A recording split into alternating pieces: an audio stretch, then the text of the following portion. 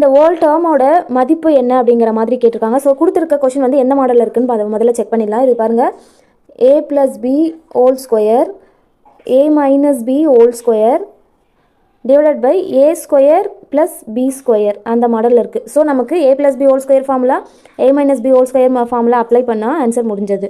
a + b whole square formula என்ன? a square plus b square plus 2ab. Next a - b whole square formula என்ன? a square minus b square minus 2ab. a square plus b square minus 2ab divided பையில் என்ன கொடுத்துருக்காங்க? a + b whole square கீழே a square plus b ஸ்கொயர்னு இருக்குது. So இங்கே plus 2ab minus 2ab cancel. Balance என்ன இருக்குது? a ஸ்கொயர் 2 இருக்குது, b ஸ்கொயர் 2 இருக்குது. So 2 × a square plus b square. 2 a square இருக்குது, 2 b ஸ்கொயர் இருக்குது. ஸோ காமனாக 2 வெளியே எடுத்தாச்சு. இப்போ a square plus b square cancel பண்ணிட்டா ஆன்சர் என்ன வருது? 2. அப்போ ஆன்சர் 2ங்கிறது தான் கரெக்டு.